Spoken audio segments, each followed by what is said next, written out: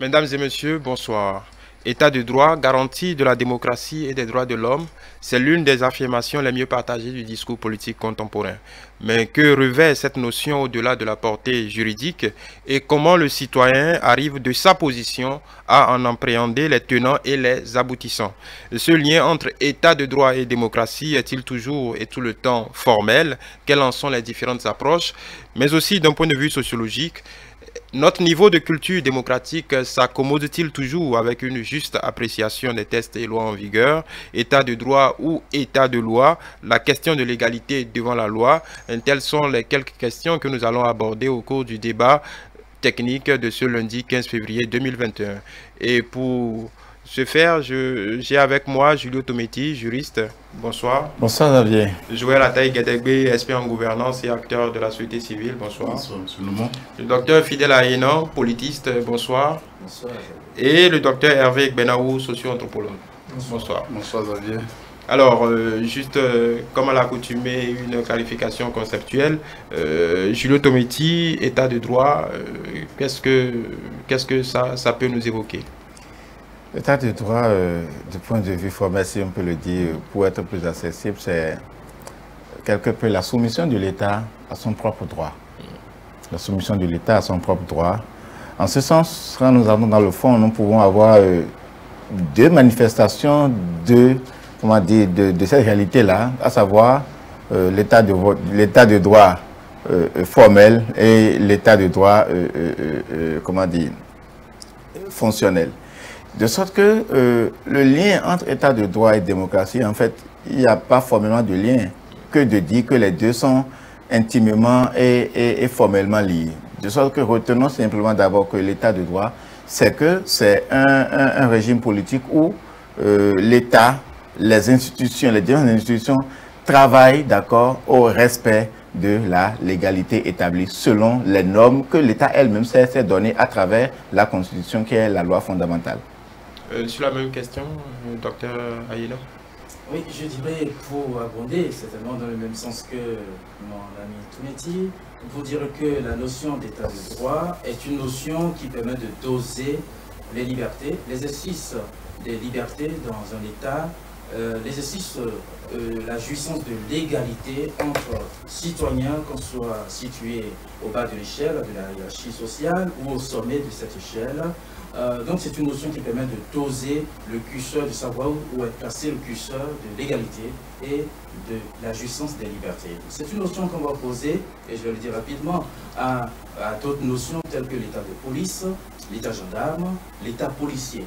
Et donc peut-être que dans le débat, on verra ce que recouvrent ces notions pour savoir mieux les appréhender par rapport à l'état de droit. Et l'état de droit, évidemment, c'est un concept juridique, mais originellement, c'était d'abord un concept sociopolitique qui a été récupéré par des juristes pour apprécier donc, le concept de l'égalité et des libertés dans un État. Et cette notion, donc l'état de droit, ça va plus souvent, ça rime beaucoup avec les régimes démocratiques, mais pas seulement. Il n'empêche que même dans une monarchie, on peut voir l'expression d'un état de droit. Docteur Guinaou, du point de vue du socio-anthropologue. Pour abonder dans le même sens aussi certainement, mais moi je pense beaucoup plus à une société juridiquement organisée. Et quand je parle de société juridiquement organisée, je pense à la population. Je pense à un territoire et je pense à un système de coercition institutionnalisé. C'est d'ailleurs ça que M. Tometti et M. Ahénan appellent les droits institués. Et donc quand moi je questionne le concept, je me dis mais il n'y a pas une seule conception de l'État ou de l'État de droit. D'accord? Et il y a plusieurs courants. Il y a d'abord ceux qui sont les contractualistes, vous allez voir les Auguste Comte, vous allez voir les Thomas Hobbes, vous allez voir les John Locke, les Emmanuel Kant, qui pensent que l'État a un contrat social dans lequel les individus cèdent tout ou partie de leur prérogative à une institution, voilà, oui. À une institution. Mais il y a d'autres qui pensent que l'État il y a le courant essentialiste, des gens qui pensent que l'État est de nature divine. La conception est transcendantale en fait pour ceux-là.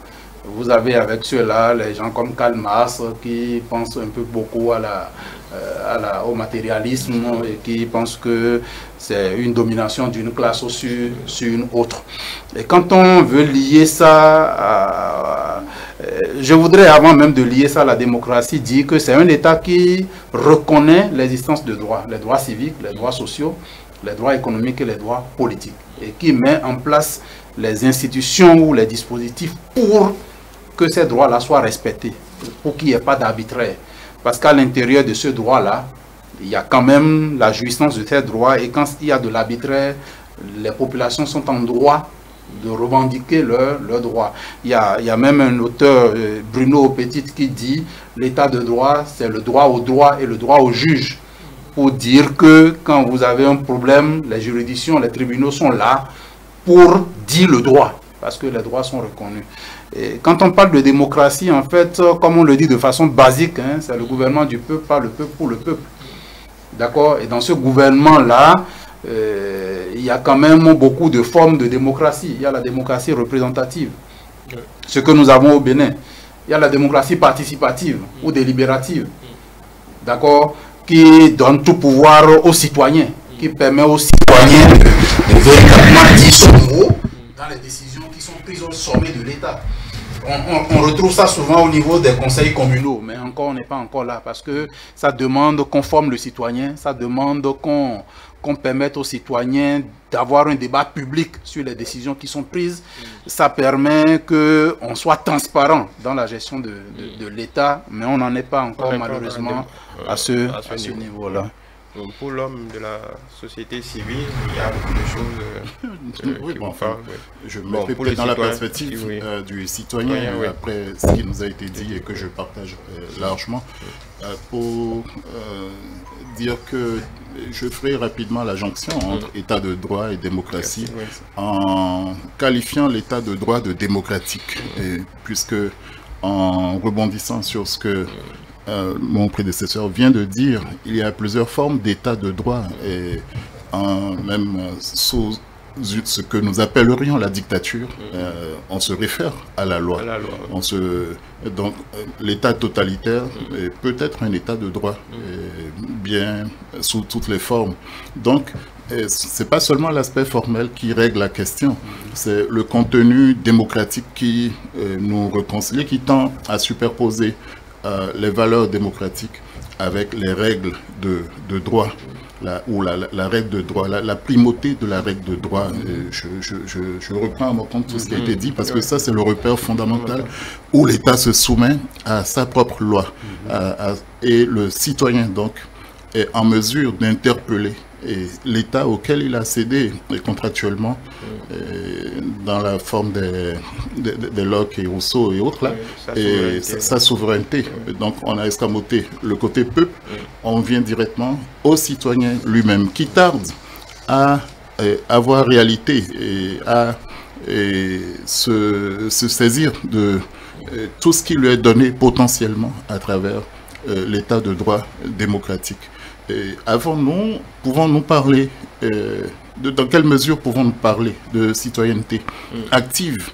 Nous avons beaucoup plus à faire à de la citoyenneté passive, et c'est là que malheureusement le citoyen donne l'air de renoncer, de ne pas être de plein pied dans le jeu, où il devrait être un acteur majeur, quoi qu'il ait cédé d'une partie de ces droits-là à l'État et aux institutions qui l'incarnent. En démocratie représentative notamment, on pourra revenir là-dessus.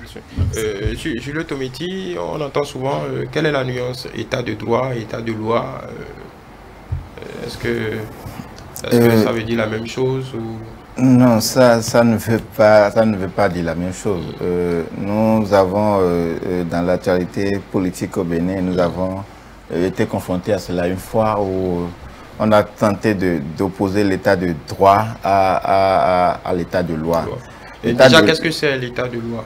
L'état de loi, c'est l'application rigide, d'accord? L'application rigide de la loi qui tend vers un régime quelque peu totalitaire. Parce que, vous dira-t-on, toutes les dictatures au monde se sont basées sur les lois de leur pays, les lois qu'eux-mêmes sont venus trouver. Quand bien même ils les auraient changées, les auraient modifiées, ils ont pris par la procédure formelle de modification, de révision prévue par cette même loi. Donc, en fait, c'est utiliser en fait l'état de droit en question, d'accord, pour forger un système de gouvernance qui se fonde sur la loi, mais utiliser la loi non plus dans son essence philosophique ou sociologique, comme cela devrait être, mais utilisé à des fins autres que ce que prévoit l'état de droit lui-même. Parce que, souvenons-nous, l'état de droit en quelque sorte recouvre deux réalités. Le premier, ça se fonde sur ce qu'on appelle le régime politique et secondo, la liberté. D'accord? Quand vous prenez l'état, ce qu'on peut appeler état de loi, l'état de loi respecte ce qu'on peut appeler le régime politique, encore qu'il y a certains éléments qui peuvent être biaisés. Parce que le régime politique, il y a le pluralisme, d'accord? Mais qu'est-ce qui permet d'aboutir au pluralisme? Secondo, il y a les libertés qui se trouvent quelque peu très empiétées. Nous l'avions dit ici la dernière fois par rapport, comment dire, comment dire, la force qu'a l'exercice du droit de violence, de la force légitime de l'État. Lorsqu'on utilise cette force légitime de l'État, c'est-à-dire au fin de brimer les citoyens, au fin de prendre des arguments qui, peut-être de manière juridique, sur la base des tests tiennent, parce que vous ne pouvez pas faire ci, parce que la loi interdit ci. Moi, je trouve que les circonstances actuelles ne prêtent pas que peut-être vous marchez, ne prêtent pas peut-être que vous fassiez certaines dénonciations, ne permettent pas que vous posiez un certain nombre d'actes. Et je le dis par rapport aux lois que nous-mêmes, nous sommes fixés. Donc, le gouvernant va dans une interprétation quelque peu personnifiée, d'accord, de ce que nous avons comme test et qui est en contradiction totale avec la réalité, c'est-à-dire l'idéal démocratique, l'idéal de l'état de droit qui entoure la notion. Parce que, rappelons-nous, la démocratie recouvre deux sens. Il y a une réalité, abstraite, d'accord, c'est une valeur, c'est une somme de valeurs, c'est un idéal. Avant que nous ayons les réalités concrètes que sont la structure étatique, les lois, la mise en forme, et ainsi de suite. Et donc, on peut dire en quelque sorte que l'état de loi, c'est l'état de droit dans une pratique, d'accord, qui empiète sur les libertés fondamentales, notamment des citoyens, et qui ne garantit plus, d'accord, ce qu'on appelle les libertés et le pluralisme qui devrait véritablement régner dans un état démocratique. Sur la même question Je pense que traditionnellement, on va opposer l'état de droit à l'état policier, mais l'état policier c'est un régime répressif, c'est un régime qui prône la répression tous azimuts, interdiction, tout va sous la forme de l'interdiction, et donc c'est souvent un régime un état qu'on va trouver dans un régime dictatorial, l'état policier. Et après, on a ce que nous allons appeler l'état de police. L'état de police par rapport à l'état de droit, c'est un régime où l'exercice, la jouissance des libertés, liberté publique, liberté individuelle, l'égalité, le principe même, la concrétisation de ce droit à l'égalité devant les lois de la République est à géométrie variable. C'est-à-dire que ce droit est respecté, cette liberté est respectée, mais selon votre condition sociale, selon votre rang social. Si vous êtes un puissant, un dominant, évidemment, vous ne succombez pas toutes les fois à la force coercitive des lois ou des tests. Et si vous êtes plutôt un dominé, quelqu'un qui n'a pas d'assurance sociale, sociétale, de capital social, relationnel, et bien évidemment, vous allez faire les frais de la loi.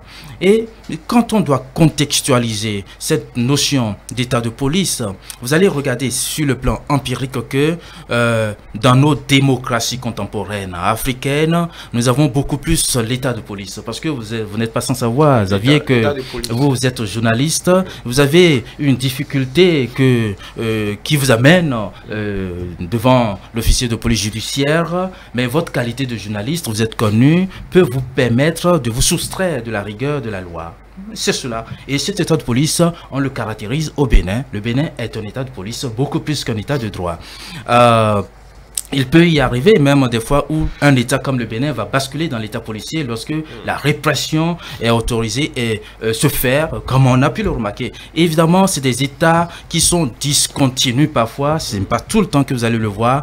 Et si on revient sur la considération de l'État de droit, vous allez voir que, et d'après ce que dit la théorie même, il n'y a pas d'État de droit, à part les États-Unis d'Amérique, sur notre planète Terre, État de droit dans notre monde, il n'y en a pas. La France elle-même est à 50% un état de droit et 50% un état de police. Et donc, si je vous donne l'exemple plus emblématique... Où est le marqueur, où est le curseur? Le curseur, je vais vous le démontrer avec un exemple très emblématique, anecdotique d'ailleurs. C'est le cas de DSK, Dominique Strauss-Kahn, aux États-Unis d'Amérique. Il était à l'époque directeur du FMI, candidat à moins de 2 mois, très favori de l'élection présidentielle en France. Sur des fêtes de mœurs, il a été arrêté, appréhendé. Il n'était pas encore candidat, il était favori. Il était favori, mais c'était le candidat du Parti socialiste. Ça, c'est sûr que, bon, voilà, rien n'arrêtait, en vérité, si ce n'est cet incident, son cheminement vers l'Élysée. Alors, il a été arrêté. Sa condition sociale, de rang social, d'être à la tête d'une grande institution monétaire internationale aux États-Unis n'a pas suffi pour le soustraire du traitement habituel qu'il faut pour tout repris de justice. Donc, il a été mis sous menottes depuis l'avion, débarqué sous caméra des journalistes et il a été mis dans sa geôle en combinaison rose que vous connaissez très bien. La même situation prévaut pour Dominique Strauss-Kahn sur le territoire français, hein, avec l'affaire du Sofitel, je ne sais plus comment ça s'appelle. Eh bien, il n'a pas été traité comme il l'a été aux États-Unis d'Amérique. Il n'a pas été traité de la même manière. Il a été, son rang social, ancien ministre français, a été pris en compte pour lui réserver un sort qu'on n'aurait pas dû réserver à tout autre repris de justice si vraiment il n'avait pas les mêmes conditions sociales. Cela voudrait dire que lorsque vous avez une certaine dose d'état de police, on tient compte de votre rang social pour savoir comment manager dans la rigueur des tests de loi, pour comment faire pour vous traiter. On ne vous traite pas comme on traitera tout le monde. Alors que l'état de droit, si on quitte la conception, l'acception purement juridique de l'état de droit dans la soumission effective de l'état, mais si on quitte cette acception pour rentrer dans sa considération beaucoup plus sociologique, c'est de voir si vraiment la matérialité de l'égalité entre citoyens qui soient au sommet de l'échelle sociale ou en bas, si cette égalité là devant les tests de la République est parfaite. C'est cela la notion d'état de droit, c'est pour cela que ça reste très utopique et que les états qui sont allés plus loin dans la matérialisation de l'état de droit sur notre planète Terre, c'est les États-Unis d'Amérique. Ils en sont le répondra. Est-ce que vous ne réduisez pas simplement cette lecture au rapport de forces sociaux? Parce que l'exemple que vous donnez de DSK, le Japon le fait régulièrement, la Corée du Sud le fait régulièrement. La Corée du Sud, on a vu des dignitaires être déchus de leur propre entreprise, menottés, venir présenter des parader devant tout leur personnel. Je parle des héritiers de Samsung. Au Japon, ça se fait continuellement. Donc, si cet exemple précis, les États-Unis ne sont pas... non, on ne peut pas comparer, non. Quand vous donnez l'exemple de la Corée, ça c'est quand même... La Corée du Sud, oui. Pas la Corée du Nord. D'accord, oui. Même si c'est la Corée du Sud, c'est un exemple qui n'est pas rapproché de l'exemple américain. Pourquoi? Oui. Parce que les régimes qui sont mis en place ne sont pas des régimes qui sont très avancés en matière de démocratie. Oui, en fait, voilà. Je prenais le curseur que vous avez évoqué pour juger de l'état de droit. La différence entre l'état de police en France et l'état de droit qui serait... Oui, c'est l'égalité, de tous les citoyens vis-à-vis de la loi. Il faut savoir si cette égalité-là est parfaite, c'est-à-dire que si le traitement qu'on vous réserve est le même traitement pour tous, sauf que vous soyez paysan ou ministre de la République, alors là, si on peut remarquer que cette égalité-là est parfaite, nous parlerons d'état de droit. Vous savez, on connaît l'affaire des mœurs de Bill Clinton. Ça a été couvert, donc ça a été traité. Vous rapprochez la même situation dans un État africain comme le Bénin, ou ça peut être le Togo, etc.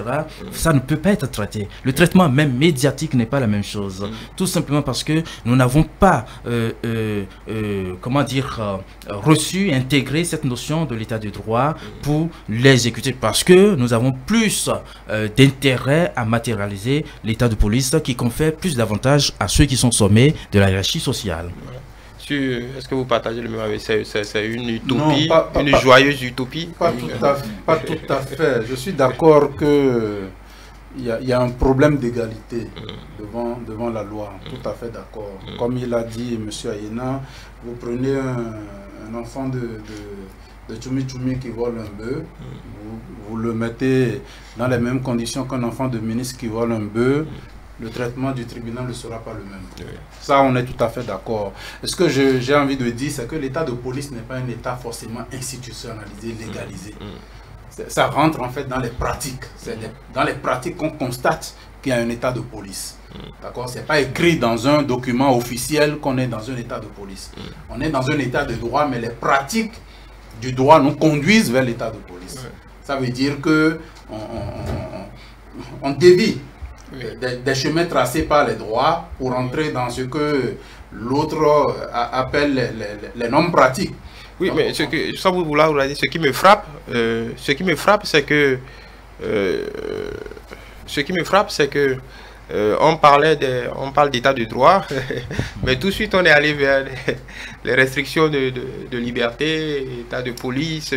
Est-ce que c'est un réflexe pavlovien, ou bien vous considérez de facto ou de façon inconsciente que... C'est normal, puisque je viens de dire qu'il est difficile de constater matériellement l'état de droit dans beaucoup de démocraties ou d'autres monarchies que nous avons sur la Terre. Et que la matérialisation de l'état de droit est difficile. Pourquoi? Parce que nous avons des pratiques d'état de police et parfois même d'état policier.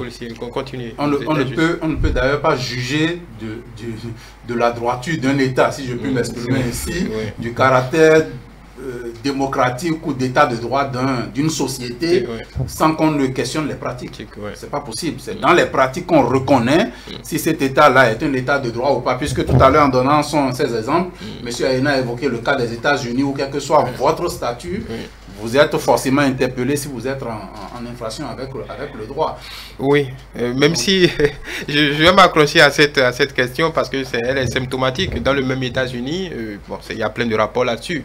Là, vous avez parlé des personnalités, mais dans les mêmes États-Unis, tous les citoyens américains ne sont pas égaux devant la loi. Voilà, selon que vous avez les possibilités d'avoir un bon avocat, vous sortez pratiquement de toutes les affaires dont vous êtes accusé. Il y a cette discrimination aussi, qu'on va dire, sociale devant la loi. Donc, du coup, on peut voir ça de différentes façons. C'est que en matière de dose d'état de droit... Oui, non, puisque vous m'avez interpellé, c'est moi qui suis allé sur ce terrain américain. C'est pour ça que je rebondis immédiatement. En matière de dose d'état de droit, de notre expérience théorique, ce sont les États-Unis qui sont en tête. Et après, on verra en France, à 50%, comme je vous l'ai dit. Et que la question des discriminations raciales, racistes, c'est tout autre chose. Non, je ne parle même pas des minorités, je parle même des blancs, mâles américains, ainsi de suite. Selon votre portefeuille, vous n'avez pas forcément accès à la justice. L'état de droit, ce n'est pas forcément le paradis. D'accord, allez-y. Dans le jargon sociologique, il y a un concept qu'on appelle l'arrangement. Depuis certaines années, nous, on est en train de réfléchir. Malheureusement, le livre n'a pas prospéré. Le Bénin est une société d'arrangement. Pour dire quoi? Pour dire que quand vous prenez tous les secteurs, mais là on parle du secteur du droit, quand vous prenez l'application des tests de loi, comme il a dit, c'est à géométrie variable.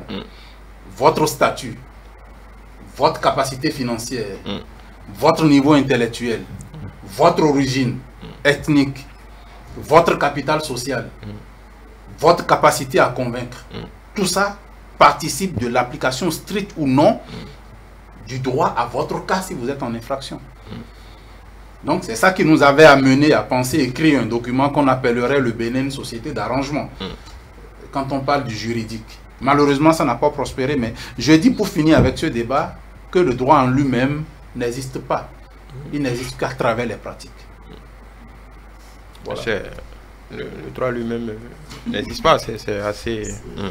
Non, le sociologue a raison de dire ça dans la mesure où le droit n'est que codification à un moment donné de nos pratiques sociales et qui accède à l'état de normes. Et donc c'est modifiable selon que telle classe, telle caste, tel groupe arrive à prendre le pouvoir, à défendre ses intérêts et mettre en mouvement l'ensemble des forces sociales vers cette perspective, que ces forces sociales comprennent ou pas.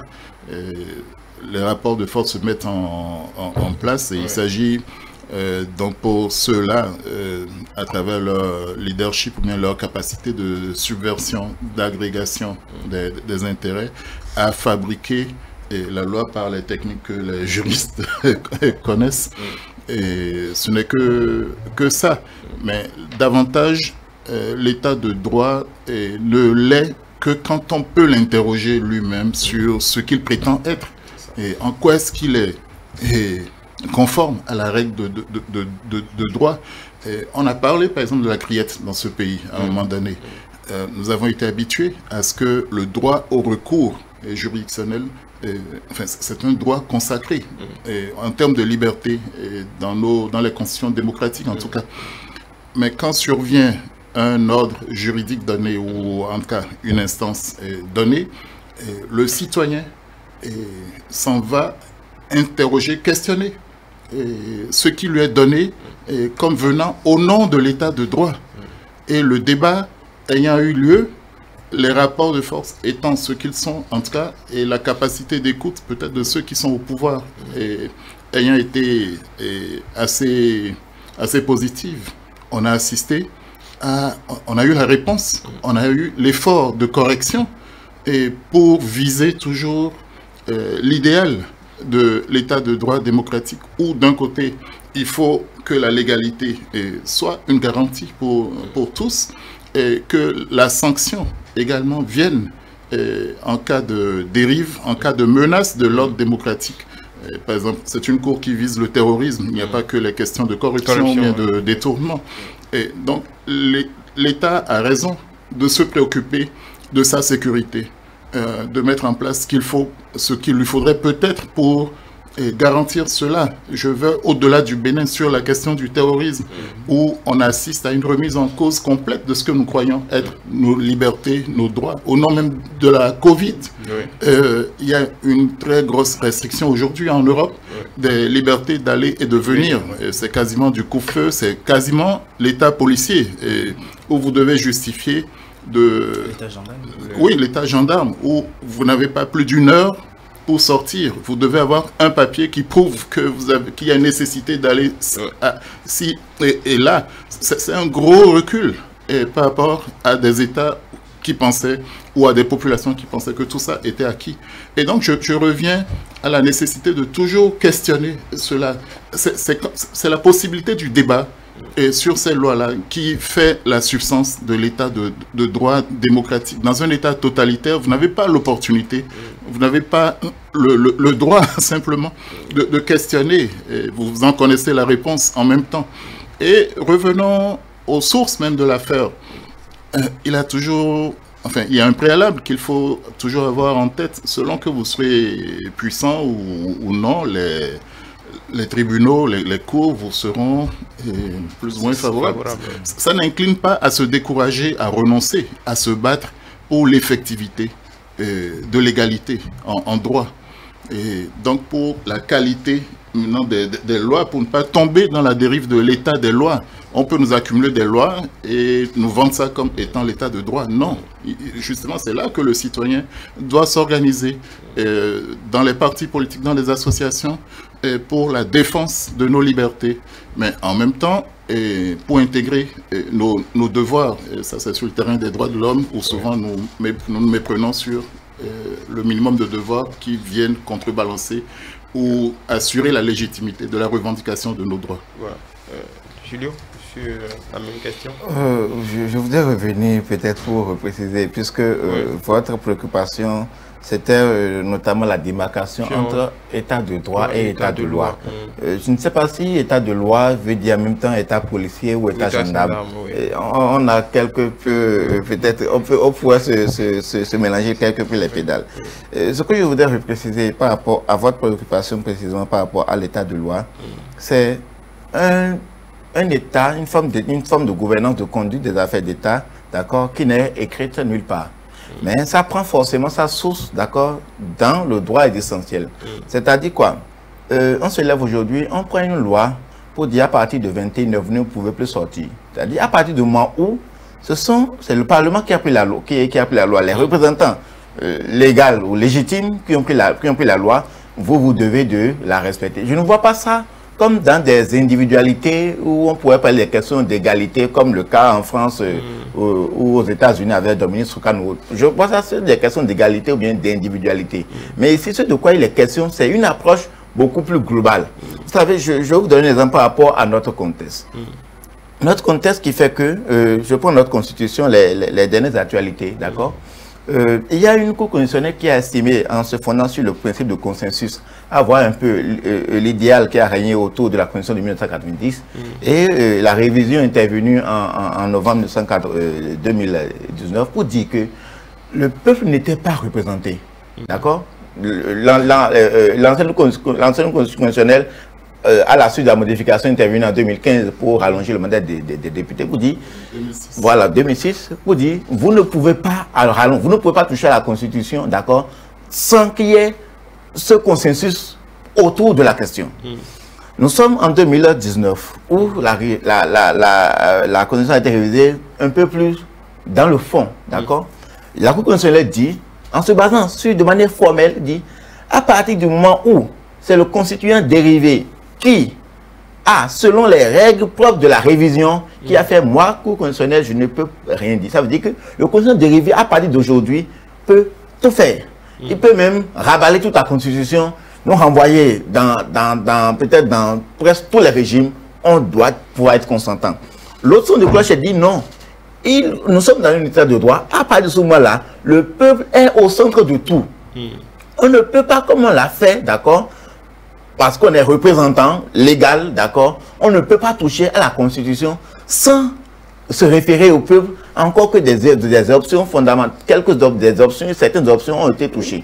Je prends la position, en prenant mon exemple, la position de la Cour constitutionnelle aujourd'hui, si nous allons dans cette interprétation que nous pouvons, d'accord, banalement balancer dans un état de loi. C'est-à-dire à partir du moment où ce sont les lois, nos propres lois, que nous avons respectées pour poser tel acte ou tel autre acte, vous devez simplement de les respecter parce que nous aurions respecté la loi.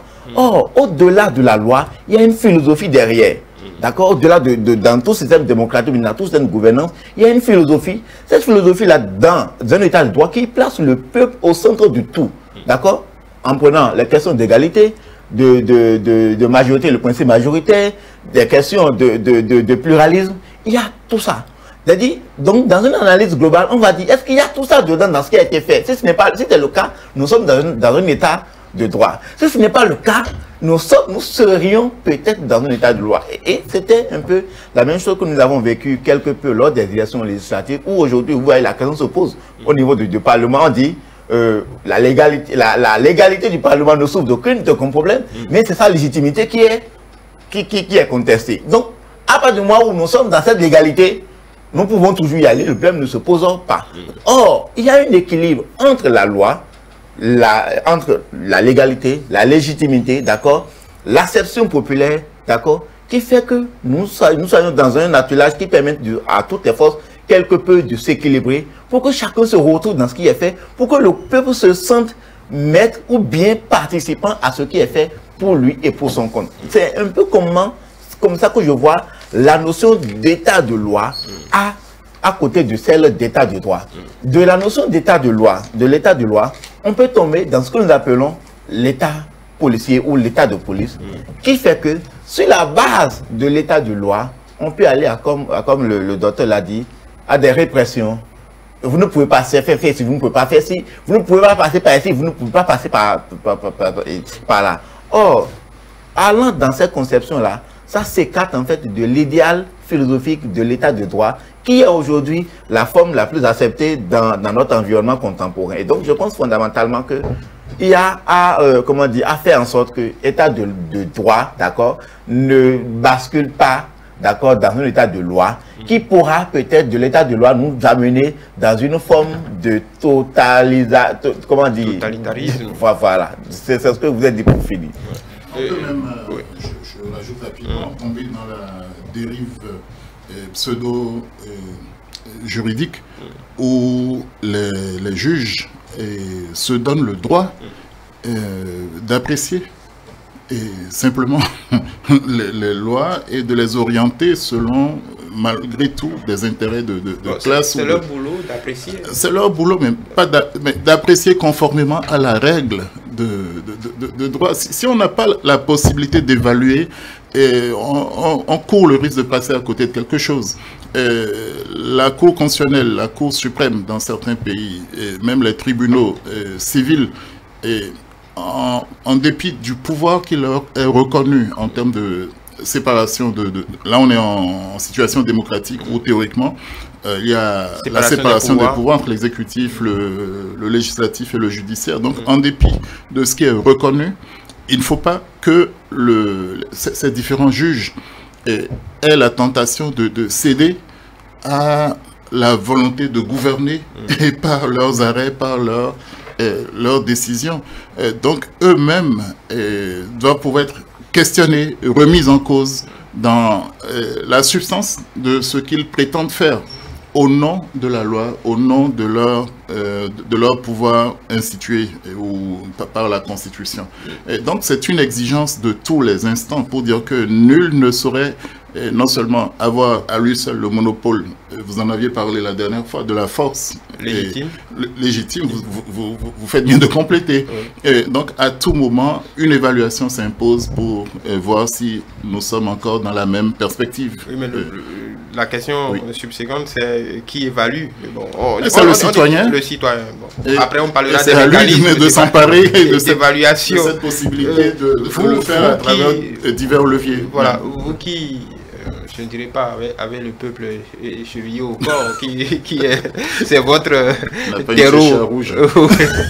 terreau de travail. Est-ce que vous avez l'impression que les citoyens, quand on descend la base, que les citoyens ont une juste appréciation de ce concept?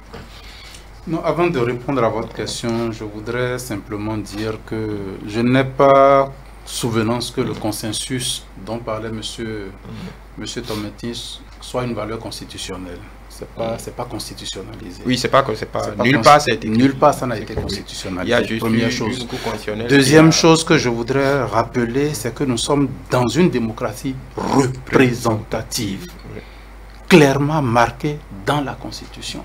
Ça veut dire quoi? Ça veut dire que du moment où le peuple a élu des députés, il cède tout ou partie de son pouvoir à ces députés-là pour légiférer en son nom. C'est d'ailleurs leur rôle que de légiférer au nom du peuple. Et c'est là où je dis, c'est dans l'application des textes dont on se doute que le problème se pose, que les glissements peuvent être observés, que les dérives peuvent être observées. Pour revenir à votre question, j'ai envie de dire, on dit souvent nul n'est censé ignorer la loi. Mais quand vous prenez les textes de loi fondamentaux qui nous gouvernent dans ce pays, combien de citoyens connaissent la Constitution du Bénin? Ça pose un problème. Il faut le savoir, il faut le connaître pour pouvoir opiner dessus. Monsieur Guédégui a parlé tout à l'heure d'évaluation. L'évaluation citoyenne, c'est quoi? C'est permettre aux citoyens de voir comment est-ce que les textes de loi sont appliqués, dans quel contexte est-ce qu'on les applique, quelles sont éventuellement les dérives qu'on observe dans l'application de ces textes de loi-là. Mais combien de citoyens aujourd'hui ont l'expertise pour le faire? Même quand nous prenons Social Watch, qui est le conglomérat des associations de la société civile, parfois ils sont obligés de solliciter de l'expertise extérieure pour le faire. Alors que Social Watch en lui-même ne représente que les organisations de la société civile, pas les citoyens. Ça, parce qu'il y a une petite nuance qu'il faut faire à ce niveau-là. Et quand on sort de la Constitution, les autres textes de loi qui nous régissent, quand vous questionnez les gens ne connaissent pas. Et ça, à la limite, ça ne les préoccupe pas. C'est la question de la survie quotidienne qui pose problème chez les gens. Vos histoires de tests, là, à la limite, c'est subsidiaire. D'accord? Mais la conséquence, c'est quoi? La conséquence, vous savez, quand on a quitté le régime du PRPB pour rentrer dans le régime démocratique à partir de 1990, le peuple béninois, dans sa majorité,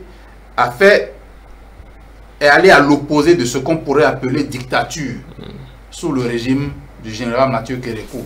D'accord? Mais au lieu de s'en tenir à ce qu'on appelle les libertés fondamentales, on a glissé progressivement dans le libertinage. Ça veut dire parce qu'on est dans un régime démocratique, sans connaître forcément les textes de loi qui nous régissent, j'ai la possibilité de tout faire, j'ai la possibilité de tout dire. Et donc vous allez entendre des gens dans ce pays sans même savoir comment est-ce que les textes de loi peuvent les frapper, dire des choses et s'étonner après de voir qu'il y a une loi qui régit et qui frappe ça. D'accord?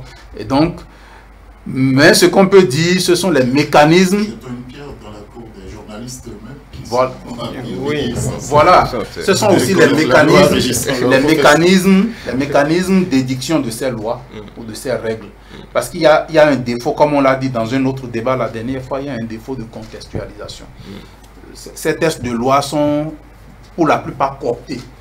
Vous rentrez dans une recherche, au cours d'une recherche la dernière fois, je suis tombé sur une de nos valeurs traditionnelles. Je ne veux pas rentrer dans le fétichisme, mais c'est un vaudou qui a un prêtre qui est carrément un système de régulation sociale.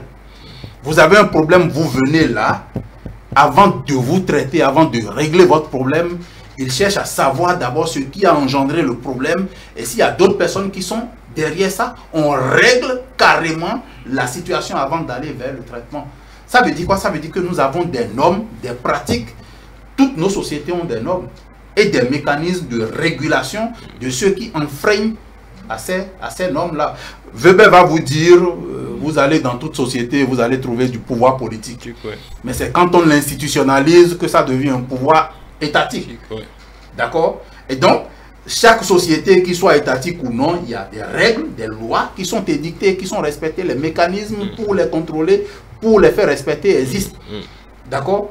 Mais la plupart des populations du Bénin ne connaissent pas véritablement ces mécanismes-là. D'abord, ne connaissent pas les tests, mais ne connaissent pas ces mécanismes-là. On va vous dire, c'est à la limite ceux qui ont été un peu à l'école qui peuvent chercher à comprendre.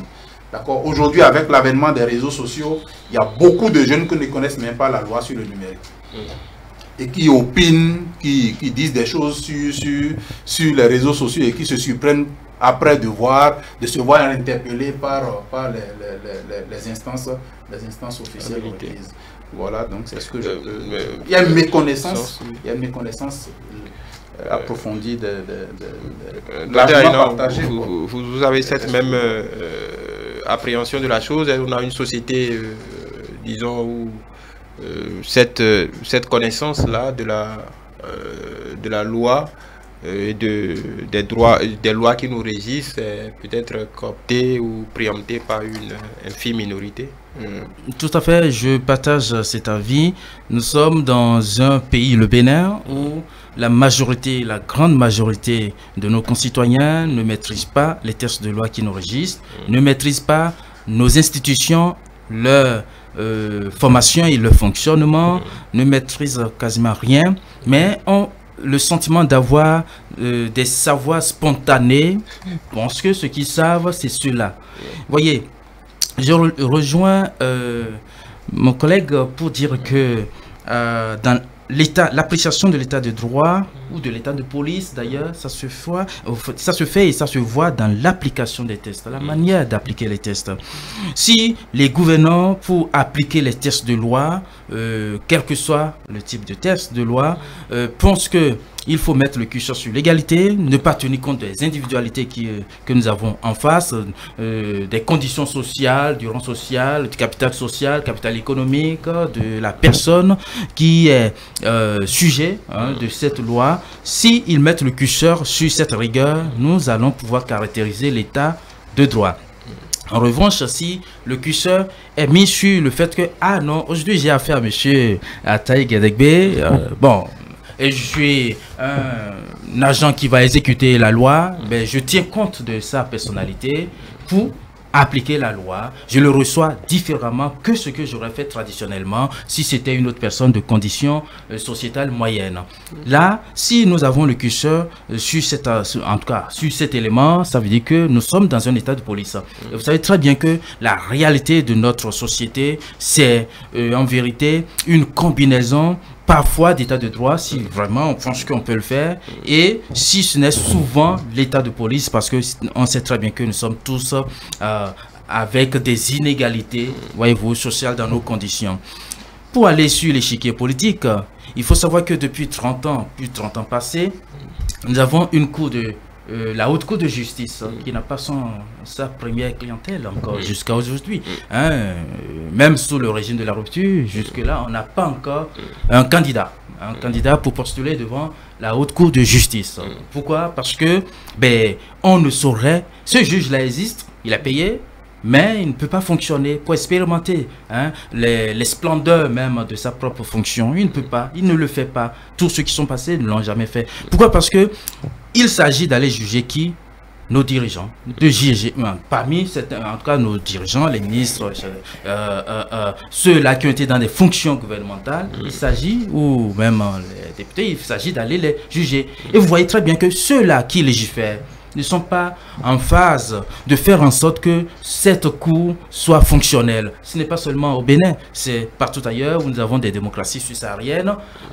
Partout ailleurs, je n'ai pas souvenance qu'il y ait une seule cour, haute cour de justice qui a fonctionné. Tout simplement parce que nous avons affaire à des gens qui sont au sommet de l'échelle sociale et qu'on ne peut pas les juger facilement. Alors que nous avons tous les jours d'autres justiciables qui sont à trait devant les juridictions pour peu qu'ils ont commis tel ou tel acte, peut-être même pas aussi grave que l'aurait fait quelqu'un qui est puissant. Vous voyez, c'est ça l'appréciation de cette notion d'état de droit. C'est selon que dans l'application des tests qui nous régissent, nous avons mis le curseur sur soit l'égalité entre tous les citoyens, ou alors il faut tenir compte. Et ça, c'est une décision. Ça rentre aussi dans la culture politique d'un État à un moment donné de son histoire. Nous, soit donc nous mettons le curseur sur le fait qu'il faut tenir compte des conditionnalités sociales, sociétales, du rang social, voilà, pour vous ménager, pour ne pas vous bousculer comme on aurait fait, selon la rigueur des tests. C'est cela. Raymond Aron, lui, pour ne pas rentrer dans ce basculement d'état de droit, qu'il faille voir de façon systématique lorsqu'il faut apprécier un régime démocratique, a trouvé que il faut regarder que les régimes démocratiques sont beaucoup plus pluralistes, constitutionnalistes, pour apprécier d'un autre regard, je dirais, socio-juridique, la soumission de l'État à ses propres tests. Pour dire que il y a ce qu'on va appeler régime pluraliste constitutionnalistes, ce sont des régimes qui reconnaissent l'expression plurielle des libertés, liberté politique, liberté individuelle, liberté publique, et régimes constitutionnels. Pourquoi? Parce que ces régimes sont fondés par une norme fondamentale qu'on va appeler donc la Constitution. Voyez-vous, si on doit rester sur ce postulat de Raymond Aron, on peut dire que oui, nous avons plus à matérialiser des régimes pluralistes constitutionnalistes dans nos démocraties, plus que l'état de droit. Et que l'état de droit, c'est à peau de chagrin dans nos démocraties, en tout cas en Afrique subsaharienne, et que pour l'exemple, comme je le dis, je vais me répéter, nous avons comme état de droit symboliquement sur notre planète Terre, les États-Unis. La France même reste à dose 50% d'état de police et 50% état de droit. Voilà. Citoyen américain. Est-ce que vous, est-ce que cette on va dire, est-ce que cet état de fait n'est pas à mettre sur le compte tout simplement pas simplement du manque d'éducation aussi, avant de parler de culture politique, quand bien même aujourd'hui tout le monde se proclame analyste politique, juge, ainsi de suite, étant donné aussi que les moyens numériques démocratisent un peu l'opinion, l'avis qu'on peut donner. Tout le monde aujourd'hui est capable de donner son avis sur tout, quand bien même on n'est pas spécialiste. Est-ce que déjà c'est pas une question d'éducation avant d'être une question de culture politique? Les deux vont de pair. Les deux vont de pair. Je vais commencer par dire que la faiblesse de nos démocraties en Afrique, notamment au Bénin, pour ce que nous connaissons, ou de la mise en œuvre de l'état de droit, c'est la faible participation, d'accord, de la masse au débat politique, au débat démocratique. Et ceci a pour cause, comme vous l'avez dit, d'abord, premièrement, l'éducation. Mais c'est aussi la culture.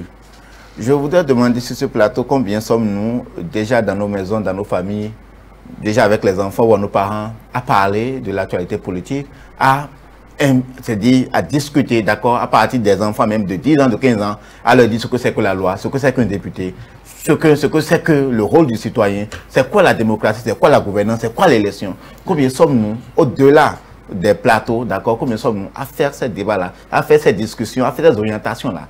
Même des fois, même dans nos maisons, quand nous le demandons, oh, qu'est-ce que tu as à foutre avec ça? Parce qu'on a quelque peu du mal. Quand quelqu'un me demande, par exemple, en fond, de lui expliquer démocratie, il y a quelque du mal à le faire. Il y a une question de culture. Et donc, pour s'échapper, on dit, non, bon, tu ne vas rien y comprendre après tout. Et donc, la grande faiblesse, c'est la faible participation au débat démocratique de la masse. Et il y a l'éducation, comme vous l'avez dit. Il y a l'information, il y a la culture. Et tout ça, je ne mets pas peut-être ceux qui le font ou bien ceux qui ne le connaissent pas. Ils ne sont responsables en rien. Les gros responsables, c'est l'élite, ou bien notamment l'élite politique. C'est pas un peu trop facile de dire qu'ils ne sont responsables de rien? Non, ils ne sont responsables de rien en ce sens que, c'est-à-dire, vous ne pouvez, d'accord, avoir le réflexe en face d'une situation que sur la base des éléments d'information que vous avez. Maintenant, on va se demander si c'est vous qui allez vers l'information ou bien c'est l'information qui ira vers vous, ou bien quelles sont les conditions qui sont mises en œuvre pour que vous soyez quelque peu intéressé par cette information. Le docteur parlait tout à l'heure de, comment dire, de la quête de la subsistance. C'est-à-dire, ouais, lorsque la personne n'a pas encore réglé les questions existentielles, les questions de subsistance, il lui est difficile, d'accord, d'aller chercher à voir ce que dit la Constitution. D'aller chercher à voir que dit le règlement intérieur de la Cour constitutionnelle ou bien de l'Assemblée nationale. Oui, mais le paradoxe, c'est qu'on a l'impression, à moins que ce soit une illusion d'optique, que les Béninois ont tous, aussi divers qu'ils soient, des chauffeurs, aux émigrants, ont tous des positions politiques. Voilà. Vous descendez tout de suite en bas, là, l'agent de sécurité vous dira ce qu'il pense du parrainage et de ce qui vient de se passer vendredi passé. Absolument.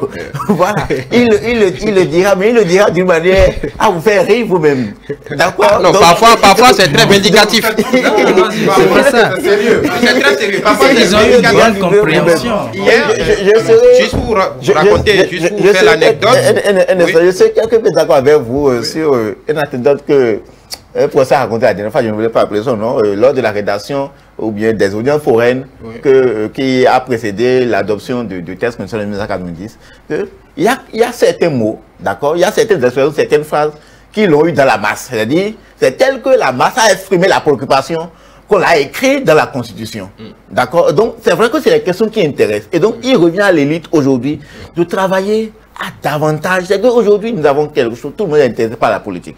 D'accord? Et l'état de droit n'est pas que politique.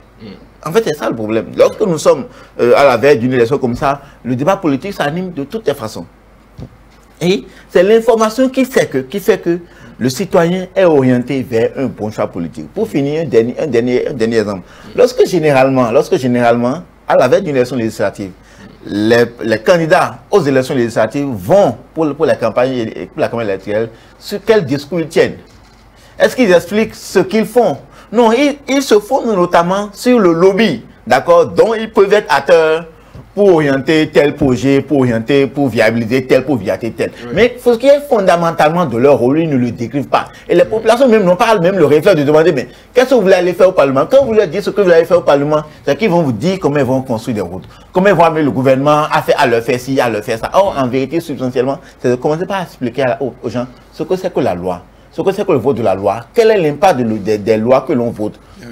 Oui, non, ce que vous dites est perçu, mais le paradoxe que je vais vous mettre en face, c'est que quand bien même les gens y auraient tout de comment c'est fait, mais ils ont des avis sur la plus compliquée des lois que vous pouvez juger.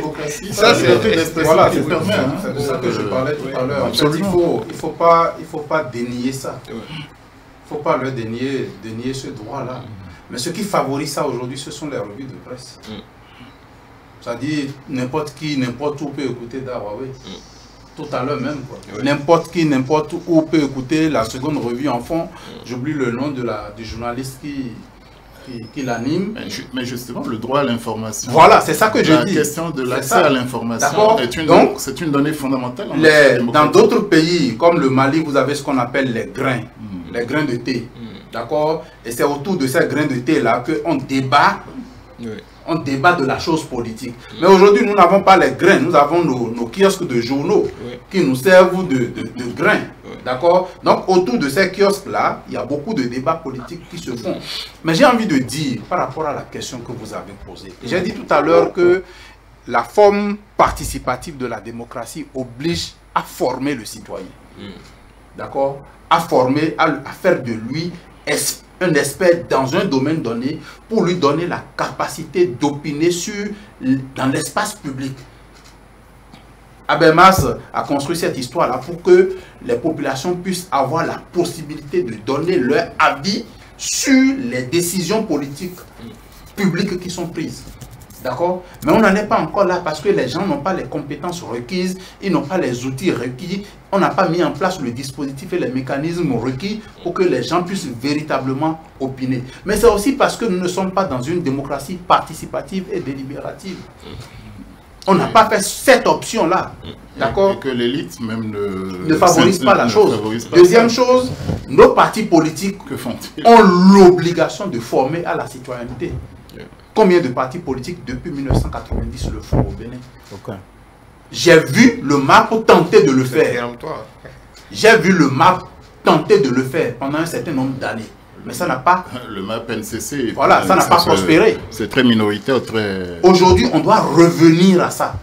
La formation citoyenne à la vie politique. Et même d'abord la formation de leurs propres animateurs. Voilà. Et on voit aujourd'hui des gens accéder aux plus hautes fonctions politiques dans notre pays sans un minimum d'éducation civique, de connaissance des institutions, encore moins des valeurs démocratiques. Après, ne demandez pas à ceux-là d'élaborer des lois qui tiennent compte de tout ça.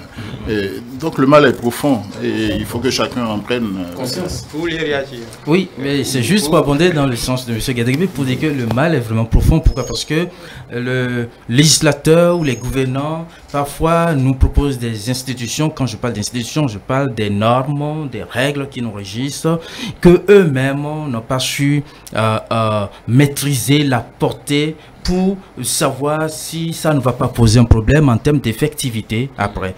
Pour l'exemple, vous savez, parce que tout à l'heure, mon ami Tomiti a mis l'accent sur le fait que c'est le citoyen, il a responsabilisé beaucoup plus le citoyen, alors que je pense que... Non, il a déresponsabilisé, il disait que ce n'était pas la faute du citoyen. Oui. Ah bon, en fait, c'est la responsabilité de l'élite. Bon, ben, dans ce cas, on se rejoint, c'est l'élite qui ne prône pas des institutions qui s'adaptent à notre contexte socio-politique. Pourquoi? Un exemple. Vous voyez, la norme réglementaire qui a valu le port de casque, ça n'a pas tenu compte du contexte social. Et nous voulons parler d'état de droit en vérité, pour savoir. Mais non, quand un policier vous arrête et que vous êtes à 3 sur la moto, le troisième au milieu avec un casque, vous imaginez ce que ça donne? Ou bien vous avez la dame qui est derrière carrément avec un panier sur le casque. Or, en termes de mobilité, le gouvernement, nos gouvernants n'ont rien fait quasiment pour faire en sorte que la mobilité soit effective et que les gens sont tenus. En tout cas, le peuple est tenu de se débrouiller dans nos ruralités comme dans nos communes urbaines, de se débrouiller, et c'est cela le poumon économique. Et les gouvernants se lèvent un jour, disent port de casque. Mais il y a des agents, les forces de l'ordre, pour faire respecter la loi. Qu'est-ce que vous faites dans ce cas-là? Et c'est comme ça qu'on voit que les lois, les tests existent, mais on ne peut pas les appliquer. On ne peut pas les appliquer. Sur la question de la circulation, et pour moi, elle est absolument révélatrice de l'état de la gouvernance dans un pays. Si nous n'arrivons pas à nous soumettre aux lois, donc elles manquent d'effectivité, et elles sont très peu adaptées. Et on va pas dire que le cas c'est pratiquement réglé. Non, c'est pas du tout réglé. Non, c'est pas parce que il faut créer des conditions, les infrastructures. On ne peut pas être fier de ça, de voir le conducteur principal porter le casque, sa progéniture, sa famille derrière, sans le casque. Quel est le projet social? Est-il décidé à l'avance à accepter que sa famille succombe lors d'un accident pour survivre à lui seul?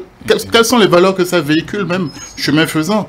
Et donc ça nous interpelle sur ce qui est essentiel pour nous. L'agent de force de l'ordre est obligé de les laisser passer, il n'intervient pas. Et par exemple, on s'est félicité de ce qu'à un moment donné, la police ait essayé de discipliner les gens dans la circulation. et en les orientant vers le trafic local, là où il y en avait. Oui. Et ça s'est voulu une mesure pratique pour la circulation. Et c'était conforme à quelles règles? Le code de la route est une réglementation de la circulation. En l'espèce, c'est l'autorité chargée d'y veiller avec la sécurité routière qui déroge et qui nous met en situation d'illégalité en ne conformant pas ces nouvelles pratiques à ce qui doit être la référence. Où est le texte? Si on veut me verbaliser, c'est sur la base de quoi? Pour me dire que je n'ai pas le droit de... Enfin, que je ne serais pas passé sur au niveau de trafic local, alors qu'il n'y a même pas un panneau obligeant les deux roues à passer là-bas. Des étrangers, même des gens qui ne sont pas de Cotonou, qui viennent et qui ont le malheur de voir leur voiture enlevée par la grue ou bien ces camions-là et la police, parce qu'ils ont pensé que les terre-pleins centraux étaient un endroit approprié pour se garer et ne pas gêner la circulation. L'État, qu'est-ce que l'État a fait? Qu'est-ce que les communes ont fait pour aménager les places de parking, accompagner l'augmentation, la montée du parc? Du parc, oui. Le parc automobile. Bon, donc l'État lui-même crée les situations d'illégalité, pousse le citoyen dans la violation de la norme qu'il a fabriquée dans sa tête. Au nom de quoi, par rapport à quoi peut-on enlever un véhicule du terre-plein central et avec c'est encore plus grave. On crée des amendes qui ne reposent sur rien. Donc, on ne peut pas dire sur rien. Non, c'est sur rien, absolument sur rien. Ça, c'est l'acteur de la société civile. Non, c'est celui qui a connaissance de ses droits, défend vous-même. L'État policier, alors, s'impose à vous. L'État... Oui, j'en deviens véhément parce que là, nous sommes dans une situation concrète. Oui, je crois que le problème fondamental, là, M. Ataï Gedegbe l'a dit tout à l'heure, c'est le désancrage, la décontextualisation de tout ce qu'on a comme texte de loi qui ne tient compte de rien du tout, de nos réalités sentimentales. Je vous donne un simple exemple. On a parlé tout à l'heure, avant de rentrer dans cette émission, de la recrudescence de la Covid-19. Oui. D'accord? La dernière fois, j'étais à Parakou. J'ai mis mon masque, je suis allé au marché à Zeke. Il fallait voir comment les femmes m'ont raillé. Raillerie sur raillerie. Elle ne savait pas que je comprenais des bribes de Bariba et parlais en Bariba et riait, mais j'entendais tout. D'accord? Vous allez dans certaines régions du milieu fond béninois, les gens ne posent pas le masque parce que le masque, vous savez comment on appelle ça en fond? Agbabibla. Ça veut dire quoi? Ça veut dire qu'en milieu fond, c'est aux morts qu'on met, c'est au cadavre qu'on met ça. Ça veut dire quoi? Vous demandez aux gens de se mortifier vivants. Mais est-ce qu'on a tenu compte de tout ça avant d'instituer cette règle-là? Ça fait qu'aujourd'hui, on a une application variable, un respect variable de cette règle-là. Alors que répondra que ça aura sauvé des vies quand même. Oui, c'est ça que je veux dire, alors que c'est indispensable. Oui. D'accord? Vous allez entendre d'autres personnes vous dire, avant que nous on ne commence à le faire, à le porter, on a dû faire dans un certain nombre de siècles ce qu'on appelle le courrier public. Ça veut dire que si les gens ont l'information, si on leur donne la possibilité d'aller vers les pratiques locales, il y a même des choses qu'on peut faire pour expier un certain nombre de malheurs qui pourraient éventuellement tomber sur nous si on enfreignait aux règles que ce n'est pas le vivant qui porte la bavette. D'accord? Pour dire quoi? Pour dire que nous sommes dans une situation où nous avons des tests qui sont en déphasage par rapport à nos réalités socio-culturelles. Nous avons des tests qui, à des moments donnés, comme le disait quelqu'un, la dictature du développement, nous avons des autorités qui parfois font la dictature des tests. Est-ce qu'on ne peut pas simplement dire qu'il y a des tests qui sont en déphasage? Parce que quand vous dites nous avons des tests, est-ce que c'est systématique ou est-ce que mais non, je pense que s'il faut faire un toilettage de tous nos tests, vraiment le déphasage, oui, ce ne sera pas moins de 80%, soyons sérieux. Un exemple, et j'en ai parlé ici la dernière fois, c'est la loi pénale. C'est une loi pénale sur la prohibition. Oui, il faut qu'on en parle de l'essence relatée. Aujourd'hui encore, j'en ai pris. Oui, je le dis publiquement parce que je n'ai pas le droit et c'est un état de droit. C'est la loi. Mais voilà, je le dis parce que état de droit, le défaut, le déficit d'état de droit oblige. Je dois le faire. Et pourtant, il y a cette loi. Oui, mais pour être honnête, vous ne pouvez pas dénier que depuis quelques mois, quelques années quand même, qu'il y a des velléités de construire des stations un peu partout dans le pays. On peut dire que ce n'est pas suffisant, mais vous ne pouvez pas dire qu'il n'y en a pas. Féliciter de ce que l'État ait tenu compte du degré de pauvreté. Mais c'est un risque, c'est un couteau à double tranchant. Nous avons observé depuis quelques années que le pouvoir actuel est en place, qu'il n'y a pas eu une répression frontale, que les gens ont été quelque peu flexibles, légitimés dans leur commerce. Donc il y a toute une pédagogie qu'il faut déployer avec la mise à disposition des infrastructures qui permettent d'ajuster. Voilà. Parce que les gens n'ont pas d'autres opportunités, n'ont pas d'autres possibilités. Et donc quand on prend des tests de loi, il faut tenir compte du contexte, de la réalité. On ne peut pas l'éradiquer du jour au lendemain sans donner la possibilité aux gens d'avoir d'autres activités génératrices de revenus. Vous êtes devenu le porte-drapeau de la vente de l'essence. C'est une filière qui porte alors. Il y a d'autres qui vous parleront. Les douaniers vont voir, les douaniers même vont voir les revendeurs pour leur dire mais non, ne mettez pas, parce que le prix a chuté. Enfin. Et si un douanier l'a fait, c'est tous les douaniers, on peut dire, généraliser. Pour dire non, ne mettez pas ce prix, mettez plutôt le prix. C'est une façon de formaliser l'informel. Voilà, donc, non, l'État et l'informalité en Afrique, c'est une réalité. C'est une réalité, donc ça marche ensemble, c'est des jumeaux. Notre rédaction peut-être aura besoin de vous pour investiguer toutes ces filières. Ah oui, c'est ça. Donc vous avez la connaissance.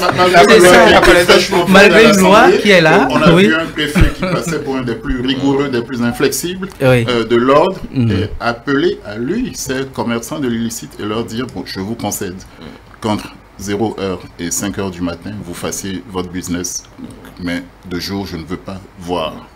C'est une dérogation, il devrait même être à trait devant, devant la justice pour avoir dénié. Non, c'est une loi fraîchement votée que lui, il a interprétée comme ça, à laquelle il a dérogé, de cette manière-là, qui indique que le rapprochement entre l'égalité et... Encore une fois, la pression. Oui, est-ce que pour évoluer, est-ce que ces failles de la puissance publique que vous mettez sur la table ne sont pas consubstantielles simplement de notre niveau de développement ou disons, simplement de notre niveau de développement pour être concret. Parce que, je donne un exemple concret, vous parliez de parking. Les parkings coûtent de l'argent. La question à laquelle une municipalité est confrontée... Les parkings rapportent de l'argent aussi. Oui, mais ça coûte de l'argent pour en construire, pour en aménager. Il y a des modalités. Oui, justement. La question, l'équation... Oui, voilà, l'équation, vous parlez de PPP, et ça c'est encore un autre débat. L'équation, c'est une municipalité en face de ces problématiques-là, est souvent confrontée à la mobilisation des ressources, par exemple. Est-ce que tout un chacun de nous qui avons des véhicules, est-ce qu'on est tous prêts à payer un peu plus d'impôts pour avoir des parkings? Parce qu'il y a une demande. Donc je pense que la question n'est pas toujours aussi facile pour la puissance publique. On a besoin, on a non plus une demande de confort pour se garer, de sécurité. Et donc une municipalité a là une opportunité de se faire des recettes. Oui, mais sommes-nous toujours consentants pour le prix à payer? Parce qu'on attend tout. À l'aéroport de Cotonou, le prix du parking est passé de 200 d'abord ou de 150. Enfin, ça a doublé un peu comme sur les péages. On a payé. L'éclairage est arrivé, il fallait s'en féliciter. Et puis maintenant, on a tout démoli, reconstruit encore des parkings plus larges, plus accessibles. Et le prix est passé à 500 avec l'effort de dire que c'est 500, quel que soit, enfin pour 24 heures de temps, alors qu'en moyenne, on y passe à peine 2 heures. Les gens ont été consentants. Et il n'y a pas beaucoup de possibilités de resquiller. Et quand les gens le font, faut observer aussi que le parking souvent est saturé, donc on a sous-dimensionné. Et donc, si on prend le temps de bien faire les études, on peut ajuster, on peut rencontrer la demande, et à condition qu'on lui offre quelque chose qui envahit le prix.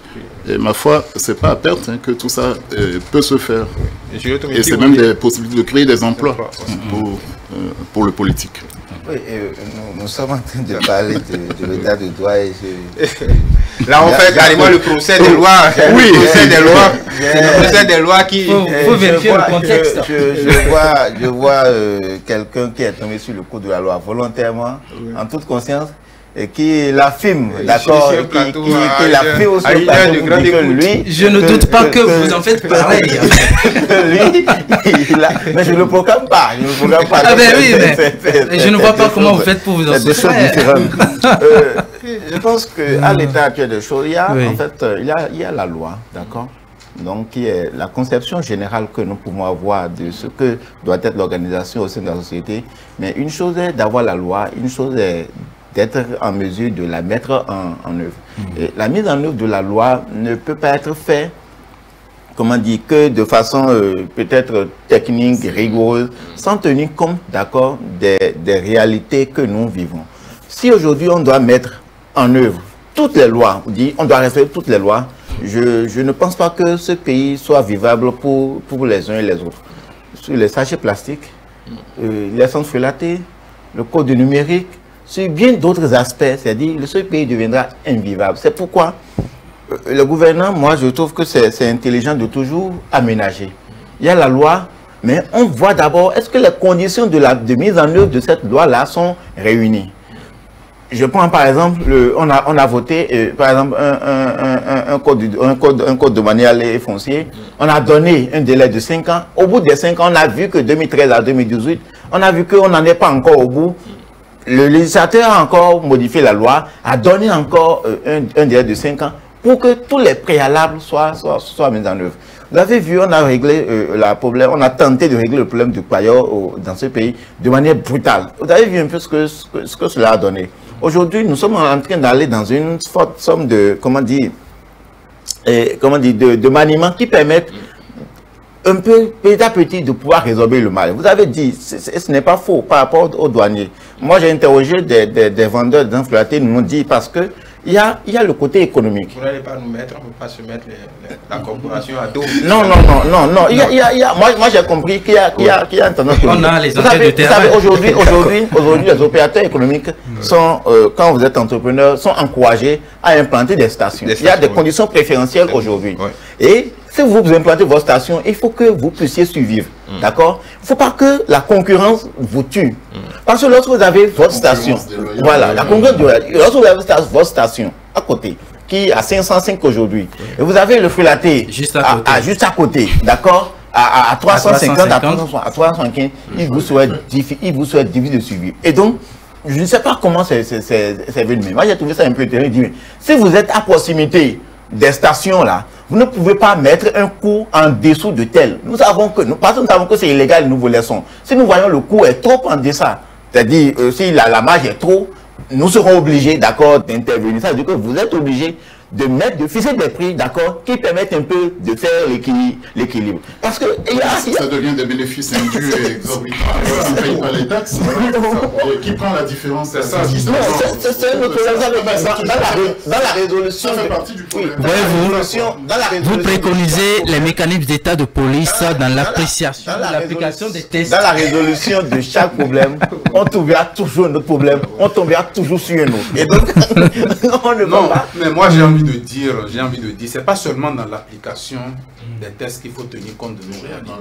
Déjà dans leur conception. Au moment de l'élaboration. Je prends le dernier test sur la biosécurité.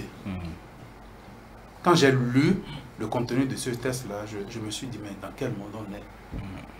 Au Bénin, où les paysans déjà ont des stocks de semences qu'ils recyclent chaque année. D'accord? Quand ils récoltent, ils vendent, les ressources s'envolent sans qu'il y ait d'économie possible sur un certain nombre de périodes de l'année. On leur demande aujourd'hui d'acheter des OGM. C'est problématique. C'est problématique. Et donc, on ne leur demande pas de renoncer à la semence. Non, attendez, on va là. On ne leur demande pas de renoncer à la semence. On va là. C'est progressivement. En fait, je ne veux pas rentrer dans le détail de la loi. Je dis ce que je veux dire. C'est juste que ce n'est pas seulement dans l'applicabilité qu'il faut coller à la réalité. Ça devient du saupoudrage. d'accord, il faut déjà penser dans la conception même de la loi, questionner les réalités pour pouvoir mettre la loi en adéquation avec les réalités. Sinon, dans l'application, on va tricher. Ça va devenir une norme pratique et non la loi qu'on a édictée. Voilà, donc comment on en sort? Il nous reste 10 minutes. On parle d'état de droit, de démocratie. On ne peut pas, ce ne sera pas une boutade, on ne peut pas jeter tout ce que nous avons comme test sous prétexte que c'est pas forcément, ça ne prend pas en compte nos réalités. Je pense que ce sont des aménagements. Je pense que les hommes de loi et tous ceux qui concourent au quotidien en sont conscients. Mais juste avant d'aller vers la fin, quels sont, d'après vous, à part on va dire les groupes d'intérêt, alors de toute façon, toute société est mue par les rapports de force sociaux. Et quelles sont les pesanteurs, d'après vous, qui inhibent un peu, parce qu'on a parlé d'état de droit comme d'un mirage, hein, si je vous prends au mot. Qu'est-ce qui pourrait être le game changer, comme on dit en anglais? Qu'est-ce qui pourrait favoriser la mue de ce système?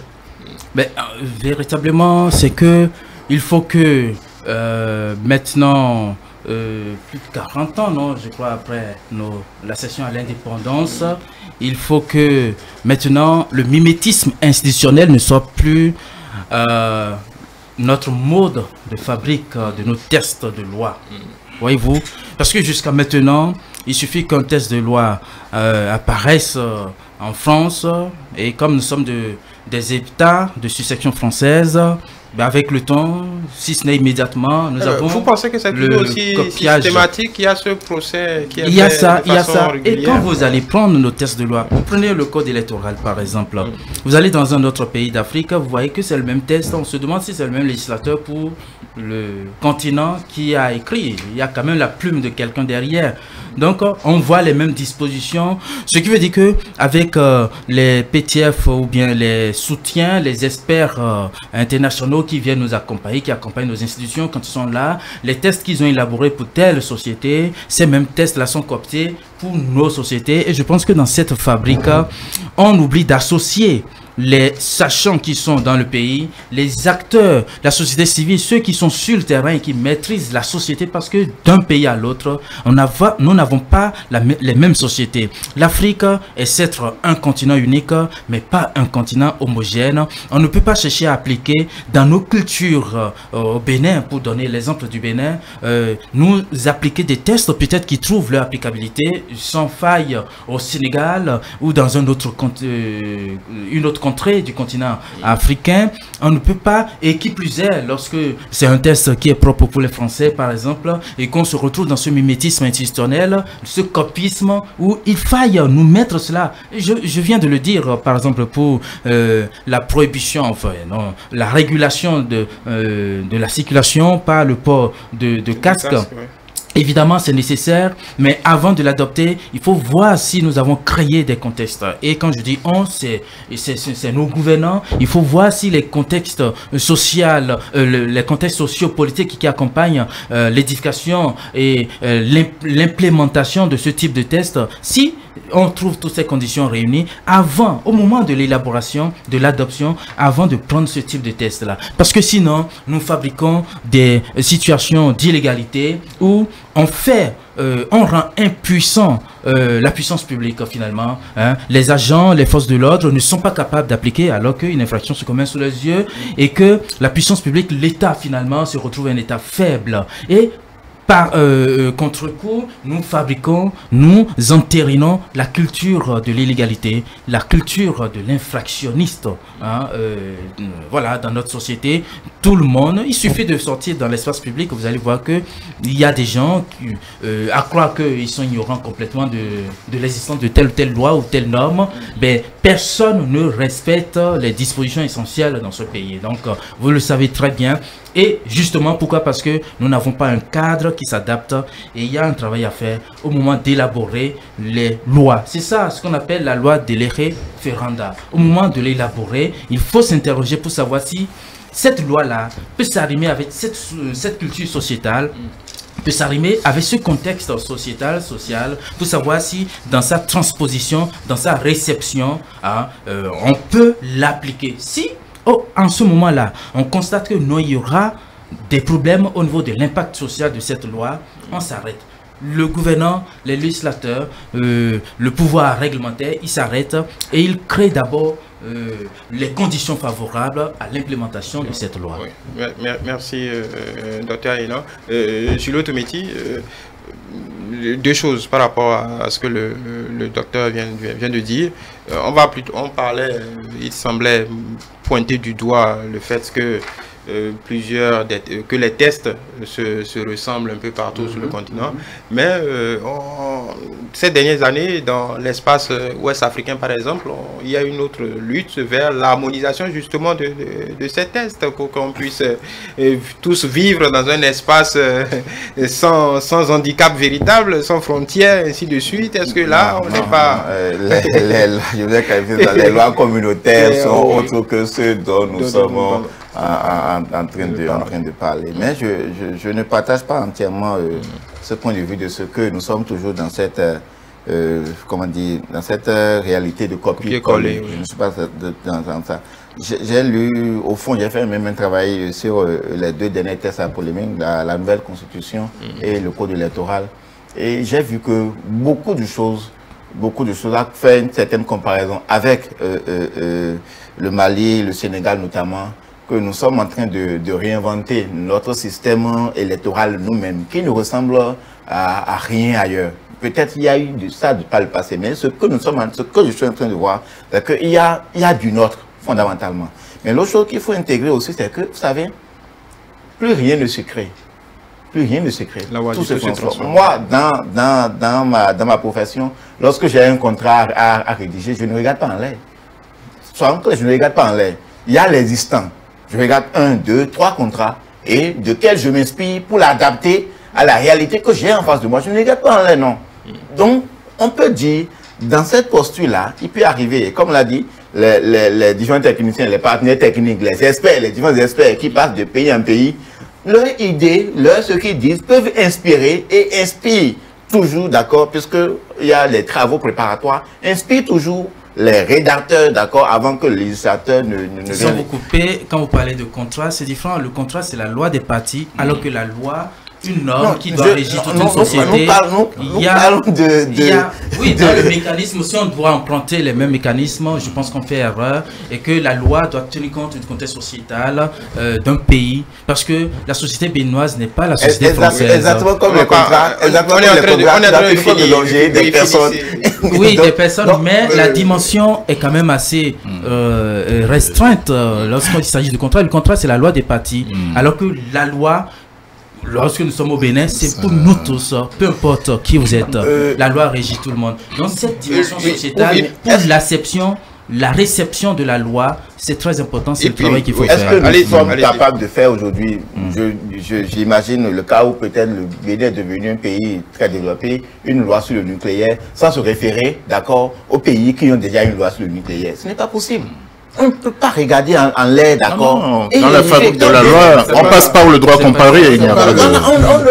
Bon, c'est pas l'objet en fait. Regarder en l'air n'est pas l'objet. Non, je n'ai pas dit en l'air. Ça dit quoi? Ça veut dire qu'en rédigeant, vous allez voir forcément, d'accord, des aspects, des facettes d'autres législations dans votre législation. Parce qu'il y a peut-être ce qu'on appelle des réalités communes que tout le monde partage. Maintenant, ce qui est propre, d'accord, au milieu, ce qui est spécifique au milieu, c'est ça que vous intégrez et ça ne fait de mal à personne. Ce qui n'est pas fait, le plus souvent. Généralement, Merci, Julio Tometi. Non, je crois que presque tout a été dit. Même le législateur auquel nous semblons jeter la pierre se défend de sa bonne volonté et du manque de moyens.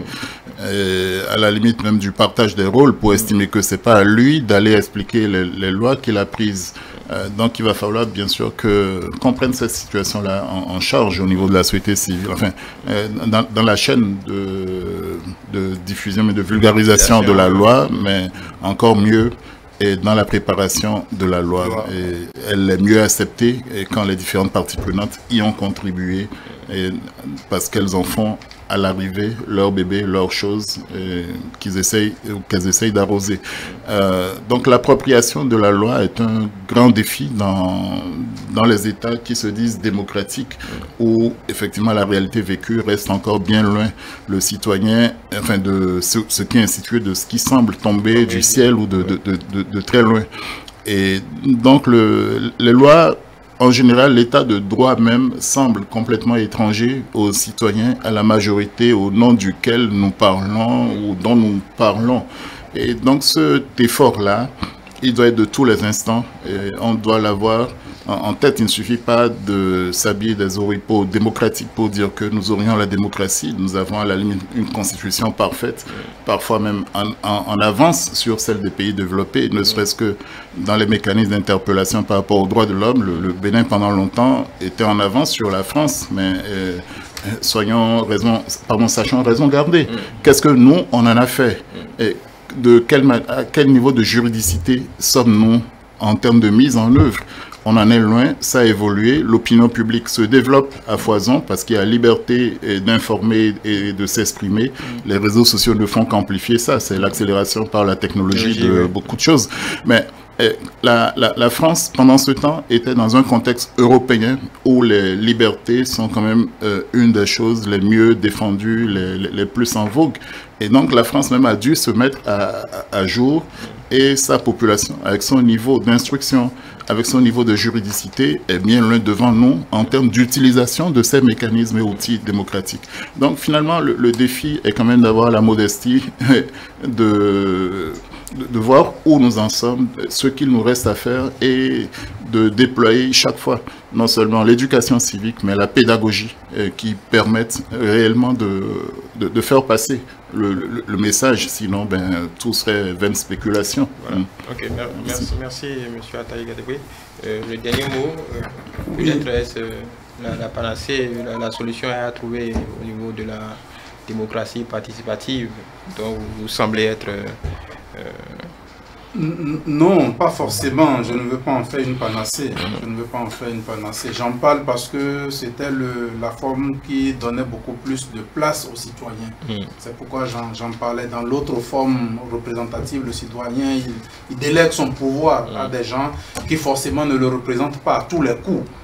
D'accord? Qui ne légifèrent pas toujours à son profit. D'accord? Donc ce que j'ai envie de dire, c'est en fait... qu'on évite les modèles voyageurs en termes de fabrique de loi. Monsieur Aïna, Dr Aïna en a parlé. Les modèles voyageurs ne nous rendent pas forcément service si on ne les contextualise pas. J'étais très content quand Monsieur Tometti a évoqué le cas de la constitution actuelle du Bénin qui a tenu compte d'un certain nombre de réalités de chez nous. Mais encore que, attendons, c'est maintenant que le Bénin éprouve cette constitution. Attendons 5 ans, 10 ans pour voir si les pays africains ne vont pas copier cette constitution.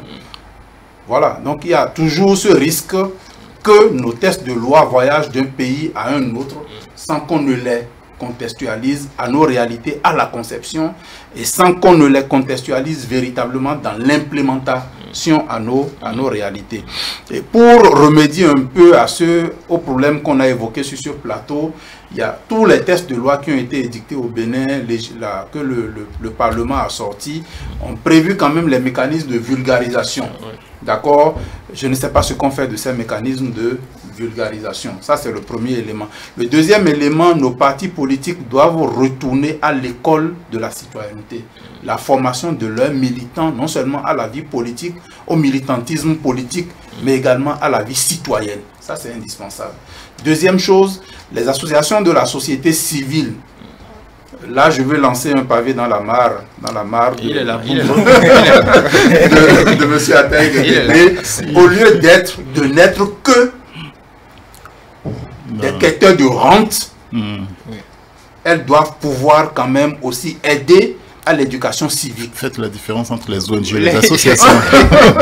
Les ONG sont de plus en plus des prestataires de services. Oui, en fait, c'est pourquoi je dis que c'est un pavé que je lance globalement dans la mare. Je le reçois. Pour titiller un peu. Mais quand je quitte ce niveau-là, je me dis, je vois beaucoup plus nos élus locaux jouer aussi cette partition-là, ce rôle-là. Les communes. d'accord, la formation à la citoyenneté, parce que le développement local, c'est beaucoup plus au niveau des communes.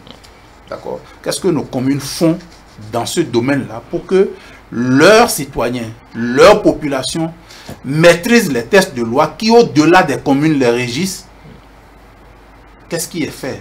Je ne vois pas beaucoup de pratiques actuellement en cours qui donnent la possibilité aux populations de véritablement maîtriser les textes. Donc, comme on le dit, c'est un champ complexe et les possibilités sont assez vastes. Il s'agit de les mûrir, de les analyser, de les mûrir et d'en choisir pour pouvoir véritablement aller à l'essentiel par rapport à ça. Maintenant aussi, réguler nos médias pour que n'importe quoi ne soit pas divulgué sur nos médias. Les éléments de censure. Pas censure pour censure, mais quand même, il faut qu'il y ait des dispositifs de contrôle qui puissent permettre aux gens de ne pas divulguer n'importe quelle information à travers les médias. Et quand je parle de médias de censure, je pense beaucoup plus aux réseaux sociaux. Parce que là, tout passe. Tout passe, tout et n'importe quoi. Il n'y a aucun mécanisme de filtrage aujourd'hui. Malgré la loi sur le numérique, M. Tometi me dira le contraire, rien ne filtre aujourd'hui tout ce qui passe sur les réseaux sociaux. Tout passe. Et donc, il faut qu'on aille encore à ce degré de filtrage beaucoup plus de ce qui passe sur nous. Vous aurez les défenseurs des droits de l'homme à dos aussi, en voulant filtrer. Vous allez... Ça participe de l'éducation aussi. Ça participe de l'éducation.